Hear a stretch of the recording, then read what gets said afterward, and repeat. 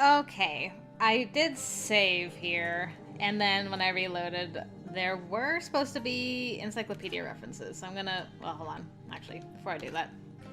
Let's read this first. Soon after Harada shared this intimate moment, we learned that Nagakura's friend Haga was forming a group known as the Seikyo Corps, serving as its chief.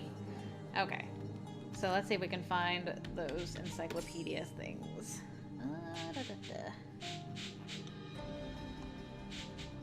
Okay, that was from last time. Seikyo Corps. A squad of nearly 100 men comprised of ronin, retainers, and shogunate infantrymen that was led by Gido Haga. Nagakura and Harada are its assistant commanders. So that's where they got off to. Huh. How interesting. And Yoshimichi Haga. A ronin from the Matsumai domain. He is a childhood friend of Nagakura's and had also studied within the same dojo. I swear, if he's like a major character in this in Shin's route, I'm just gonna... I don't know what I'm gonna do. Gotta find another voice. Both Nagakura and Harada were offered to serve within its ranks as commanders. Although barely any time had passed since they said farewell to all of their closest comrades, Harada and Nagakura were working to carve a new life for themselves, forging a path that was more closely aligned with their morals and beliefs.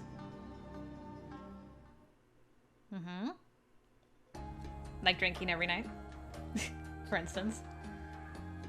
The bars are opening up soon. Maybe I'll head to Haga's.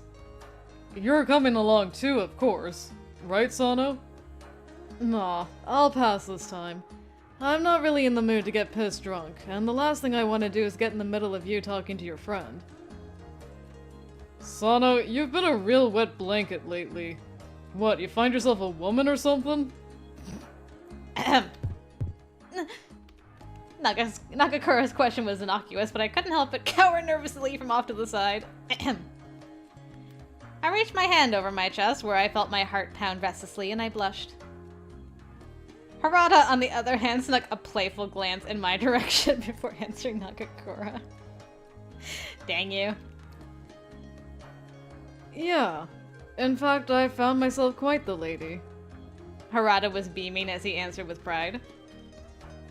What? What? Hey, I was just teasing you. But it was true? Who is it? I don't know. Come on, you don't gotta hide it, man. Oh, I get it now. You've been hitting the red light district behind my back, haven't you? I always love that Shin just kind of forgets that Chizuru is a girl. Like, even in his own route, whenever his brain starts to think, maybe she could be, like, a potential, you know, smoochy girl. I don't know what word I was looking for, and then smoochy girl came out. You know what I mean. His brain's like, nah. I mean, at most she could be like a sister, but she's like a bro, you know, bro? And even now, he's just like, who could this woman be? Or have you been going around wooing every girl in the neighborhood? God damn, you pretty boys get all the girls. Shinpachi, allow me to enlighten you as to why you're terrible with women. It's because you're completely oblivious to how you affect others. Take, for instance, the fact that even if they seem creeped out, you don't shut your mouth. Damn. What? What are you trying to say, bub? You'll never learn, will you? Man, whatever. Look, man, I'm staying in tonight, so go out and drink too for me and make sure you don't do anything too stupid. Oh, okay then. Guess I'll be on my way. I'm probably gonna be gone till morning, so don't wait up for me. You telling us we have the house to ourselves alone? How scandalous. Nagakura skipped out of the room merrily, whistling as he anticipated the full evening of shenanigans ahead of him. I'm guessing he didn't catch on. Being that ignorant is a talent, I tell ya. I mean, sheesh, we're practically huddled in a corner over there. Yeah. Harada mentioned it so nonchalantly, but... Earlier, when he called me quite the lady, I couldn't help but blush, and I instinctively looked away in order to deflect attention from myself. Hey, Chizuru. Why are your cheeks so red? Because... It's obvious, isn't it? I mean, after everything you just said. Everything I just said? Oh, you mean how I think you're quite the lady? That was just me being honest. I know that, but... Hearing it said right in front of me is something that I'm unfamiliar with. I can't help being shy. Another picture already? Dang! Suddenly, I felt Harada's thick arms wrap themselves around my narrow shoulders. Hi. Aw, do you still feel shy around me? Harada's face was nestled in my neck. As he drew me in closer, his breath tickled me from my ear down the length of my spine, and his whisper coaxed me into a soothing trance. My cheeks, like moments before, flared up. Dang, he has to lean down so far. Look how high his shoulder is compared to her head, and he's leaning over. Sheesh, you're tall, man. Huh. The way you reacted to my compliments, you said that you couldn't help feeling shy. Is that all you feel? Harada beguiled me with his cool, seductive voice, and I gasped as the feeling of his mouth meeting my ear made me shiver in his strong arms. Dang! We do have the house to ourselves, don't we? My face became more and more red as I found myself captivated by his mere presence. If I were to gaze in a mirror, I was sure that my cheeks were blushing more than they ever had before. If you don't answer me, then I'm gonna trap you here forever. Is that what you want? I mean, being completely honest here, that doesn't sound too bad to me. Harada smiled impishly as his arms tightened forcefully around my fragile body. I leaned against his chest, feeling his heart pound against the small of my back, and suddenly I was wholly taken by this unknown sensation. So too did my heart begin to pound furiously. All of this was so foreign to me. Why had I felt so hot all of a sudden? But also natural, as if giving voice to instincts of which I had been unaware. I began to shrink into myself, and I answered Harada timidly, keeping my gaze fixed to the tatami below. It made me so happy. Happier than you could imagine. Harada chuckled smugly, patting the top of my head lightly with his hand. Wanna step outside with me for a bit? It's a little too early for us to sleep. He finally loosened his hold of me. Man, the way you were going, I thought we were going to the bedroom, man. Now you want to take me for a walk? I don't know if I can walk, man. I'm gonna fall over. Although the sun had just set, many of the shops had closed early and only a few stragglers wandered nearby. The streets were conspicuously quiet, making me a little nervous as Harada and I walked together. Edo's citizens were understandably concerned with the impending war with the Imperial Army, which led to many choosing to shut in for safety's sake. Man, I always thought spring was warmer, no? Kinda chilly out here tonight. You're right. It may have been better for us to wear our coats out tonight. Harada suddenly stuck his arm out to me, grinning suggestively as he offered me his hand. Wow, he moves so quick. Give me your hand, eh? I'll hold on to it. That way it'll warm you right up. What? No, it's okay. Grabs hand. He's been trying to hold your hand since you first met him, basically. But I want to hold your hand. Come on. Oh! Without waiting for my answer, Harada grabbed a hold of my hand abruptly, clasping it tight. Harada's Western attire was strange enough to attract the stares of any passers-by, but for us to hold each other's hands so boldly in the street was another statement entirely. My goodness. Such public displays of affection. Every now and then, some of the pedestrians we'd pass glanced at us peculiarly. Harada, however, seemed completely unbothered, wearing a smile from ear to ear as we walked. From the corner of my eye, I saw a mother walking with her child in our direction out of a bathhouse. Harada gazed kindly at the small child, whose tiny hand was wrapped precociously around his mother's finger as he bounced up and down. Wow. We're gonna have this discussion on the first date, huh? Okay. I mean, we basically agreed to marry each other, so it's appropriate. Hey, Chizuru. Do you like children? Huh? Why, yes, I like children quite a bit. So, if you and I were to have children, would you rather have a boy or a girl? His question completely blindsided me, Harada proving once more that he had mastered the art of making me blush. Not too hard. Although we had finally confided in one another about our true feelings. Hearing him address our relationship so bluntly was an adjustment, one I had been bashfully learning how to navigate. Oh, you recovered quickly, I'm proud. I'd want a boy. Oh yeah?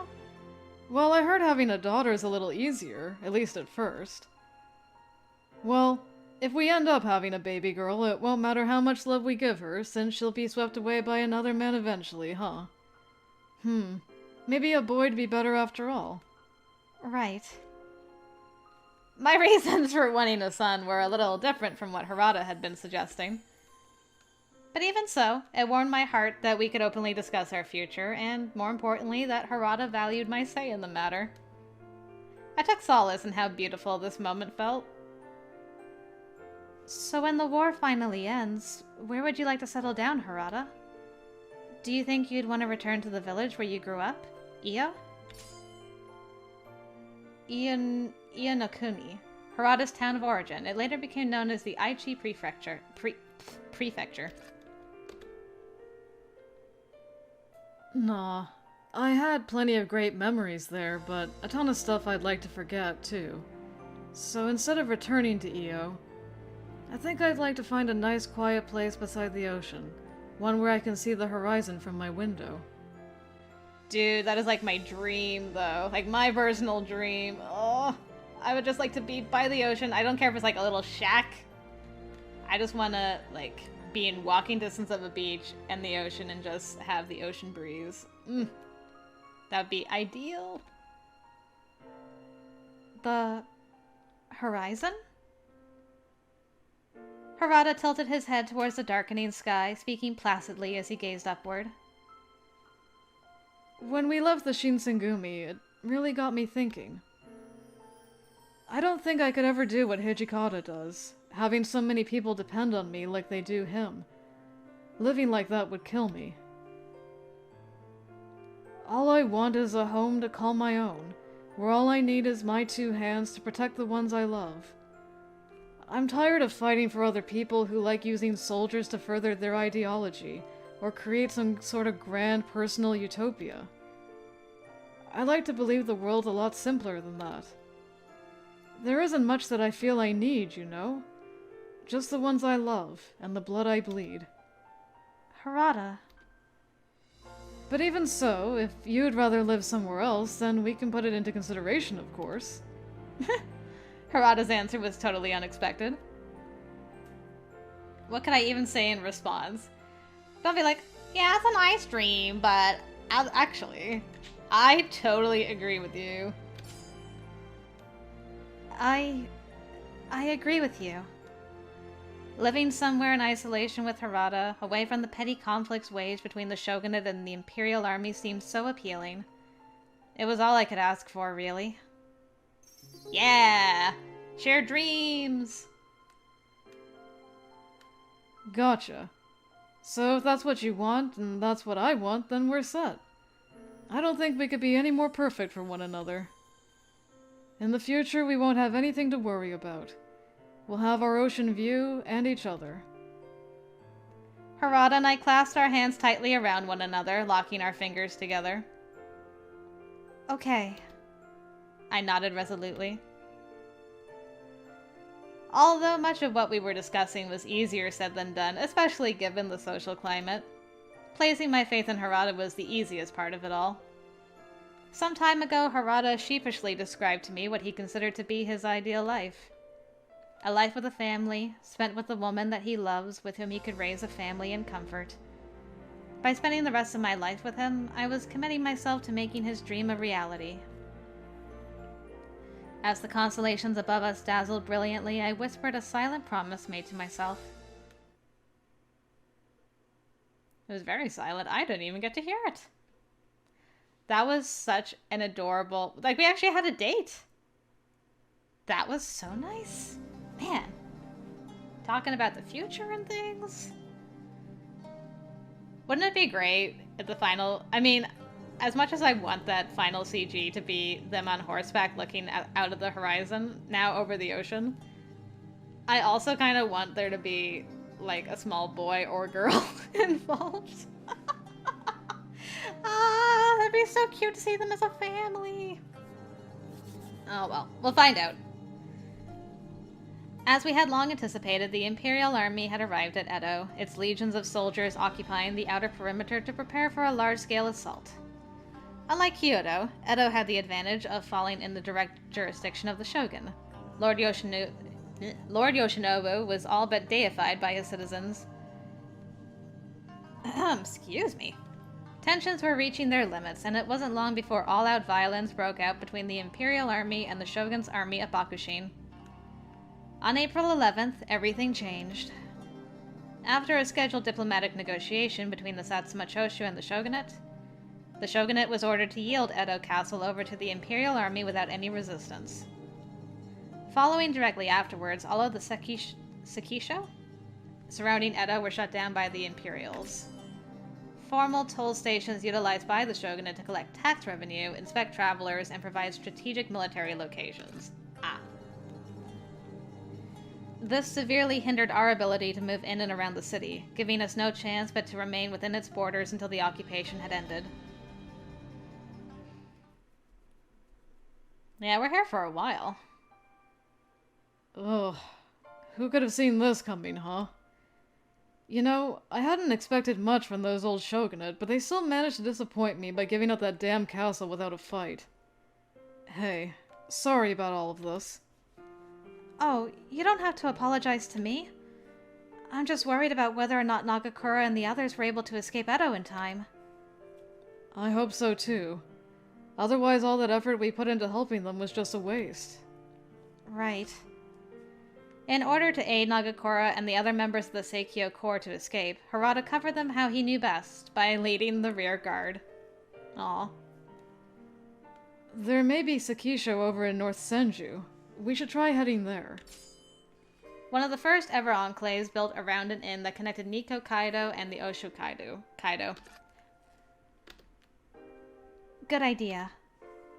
Harada and I snuck carefully throughout Edo, which had been crawling with Imperial soldiers, hurrying through dim, narrow alleyways to reach North Senju. Alright, so we're sneaking out. We'd made our way to the Sekisho, I still don't know how to say that properly, only to discover that it was well fortified beyond our expectations. Damn. Everyone here is strapped with some serious weaponry. Escaping this place isn't gonna be easy. What could we do? If the Imperial Army were to discover us here, then we'd be... My mind raced frantically, shuddering at the thought.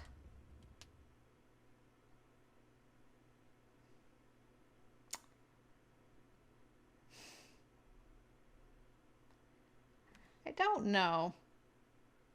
Like, my first thought was Amagiri, but I don't know if he would be, like, this well-spoken? So then my other thought is, like, maybe it's Sanan? But we haven't run into Kazuma either, so I just don't know who this is. Friend or foe, foe or bigger foe, I don't know. We'll find out. You guys will find out before I do. Well, what a pleasant surprise. By now, I had expected the two of you to have left Edo ages ago. That voice! It was Shiranui. Hey, I should have gone with my gut. Most of your allies have already fled north. Impeccable timing, however. Hey, Demon Girl, I've got a question for you. Shiranui quickly snatched my wrist, yanking me closely as he murmured eerily in my ear. Why do you have to be so weird about this, man? Ah! Where in the world is Kodo hiding? Don't even think about lying to me. It won't end well for you. I don't know. The last time I saw him was with you, back at Kofu. Hey, get your grimy hands off of her, you bastard! Let go of her or I'll cut your wrists off. Shiranui paid Harada no mind, instead continuing to press the question. So you've really got no idea? I already told you. I don't know. Shiranui clicked his tongue and let go of my hand, tossing it aside without concern. Without another word, he spun around on his heel and stormed away from us. Bye. I mean, wait! Father, what did he do now? Shiranui leapt atop a nearby flight of stairs, gazing down at me coldly from over his shoulder. Where are these stairs? You remember how Kazuma and I were once associates with the Satsuma Choshu, yes? Well, we are no longer doing business with them and have since severed our ties thusly. Kodo exploited that new vacancy and has sold his soul to the highest bidder, in this case, the Choshu. And of course, he brought his entire army of enhanced Furies with him. Furies are a disease, no different from tuberculosis and other devastating strains introduced by those wretched Westerners. It is extremely contagious. Do you have to pick tuberculosis of all things and make me think of Soji? Come on, man. So inconsiderate. Soon its reach will spread far beyond our control. If left unchecked, this sickening disease will ravage our entire country, infecting every person in sight. What? No! I had to steel myself to prevent from fainting. My lungs felt like they had been crushed. Soon I began to hyperventilate from panic. The Furies suffer from bloodlust, and as their numbers grow, so does their thirst. Kodo knew it'd be a battle of numbers against the Shogunate army, so he decided civilians were fair game. Trying to keep a few hundred bloodthirsty beasts is no mean feat, you can imagine, but... as luck would have it, the Shogunate was smarter than they looked, and they delayed the outbreak of war. For Kodo, this presented somewhat of a conundrum. Now he is scrambling to find a way to feed all of his Furies with enough blood to satiate them.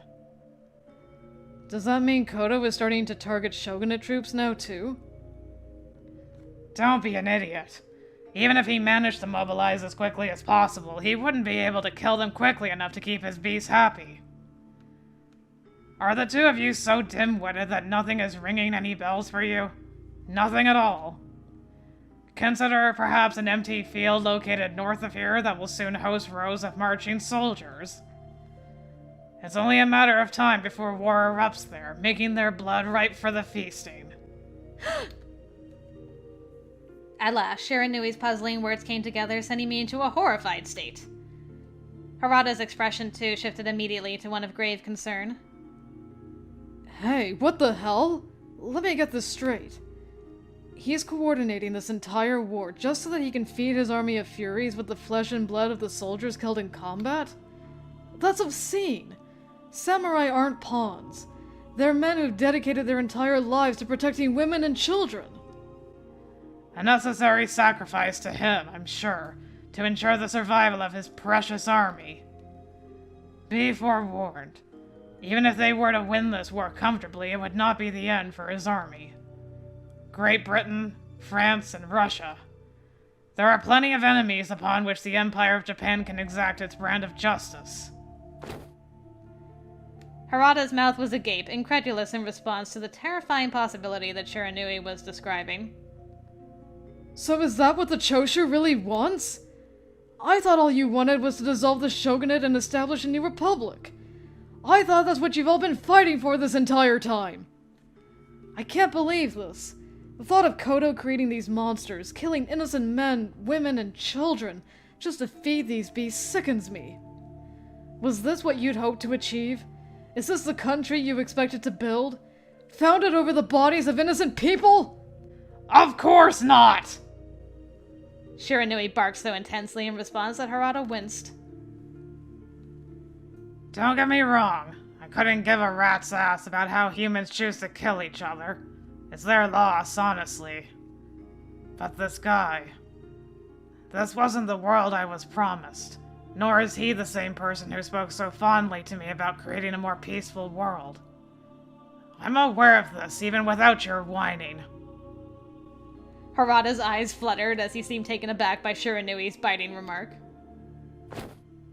Okay.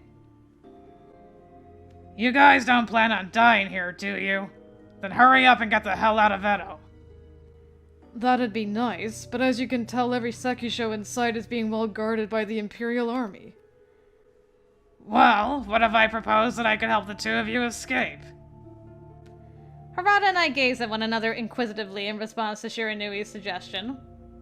Why? Now, why would a demon like you help the two of us? Don't you hate us or something? Harada had a right to be skeptical.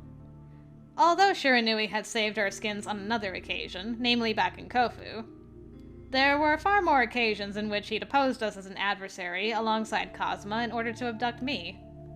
But... What are you talking about? Shiranui suddenly cut himself short. He grimaced through gnashed teeth, and I could have sworn it seemed like he was fighting back the urge to cry. Shiranui? What's going on, boy? My body be damned. Let it rot in the land of Musashino. My spirit will live on forever.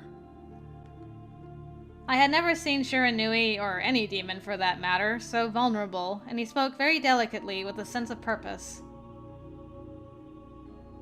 What's that? Was that someone's last words? These words belong to the master of a friend of mine, right before he was beheaded as a criminal. His master and I never made one another's acquaintance, but because my friend repeated them constantly, I memorized them as well. The purpose is clear. The body is temporary, but the spirit will persevere indefinitely. But what is spirit, you may ask? Believing in the afterlife or in some sort of cosmic force is a convenient illusion that humans adopt in order to cope with life's harshness, don't you think? I cannot comprehend putting faith into such a feeble concept. It truly escapes me. Shiranui's voice quivered tearily. For a brief moment he went silent as he gazed towards the bright cluster of stars shining above us. This conversation is over. Did you want my help, or have you decided that you can handle it on your own? Make your choice. Quickly! What do you say, Chizuru? I mean, I think we can trust him, because Shiranui's been a bro in other routes as well. I wish he would explain more, like, why he's doing what he's doing. I have, like, a vague idea of why, but it'd be nice for him to explain himself a little more.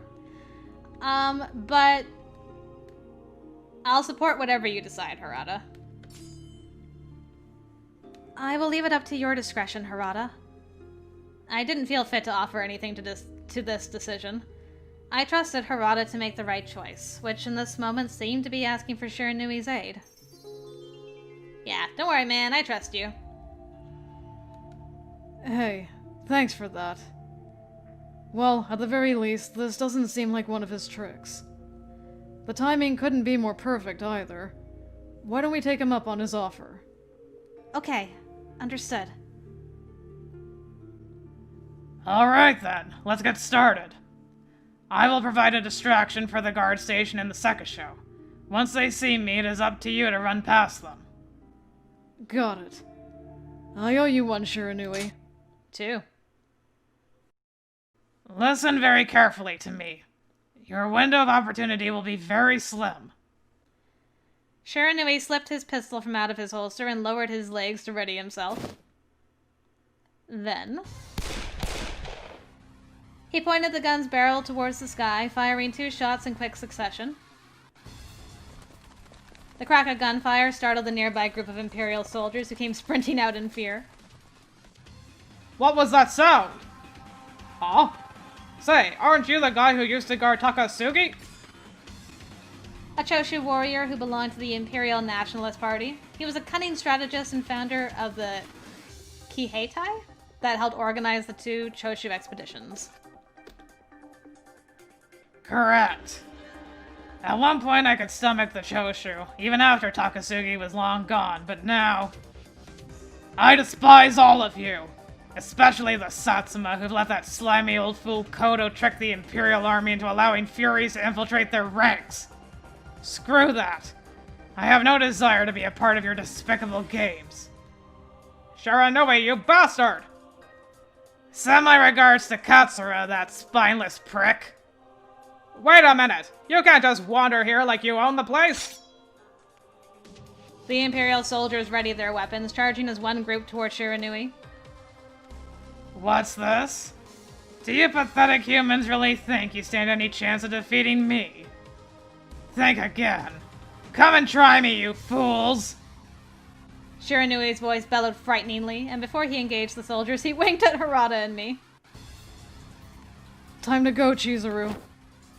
Harada grabbed a hold of my hand tightly. Boogie! We sprinted as fast as we possibly could towards the Sekisho gate, staying low to avoid detection. Hey! Just where do you two think you're going? One of the nearby Imperial soldiers raised his katana out towards us threateningly. Nice try, dipshit. Where do you think you're looking at? It's me you should worry about right now. Shiranui made short work of the soldier, his bullets ripping him into bloody shreds in front of me. Hey, Chizuru! Consider this a token of kinship between demons. You'd better thank me! You too, Harada! You owe me one! I'll make sure you pay up, you hear me? Yeah, gotcha. Thank you for everything, Shiranui. What a lad. Harada and I bowed toward Shiranui and rushed out the gate, which was now totally unguarded.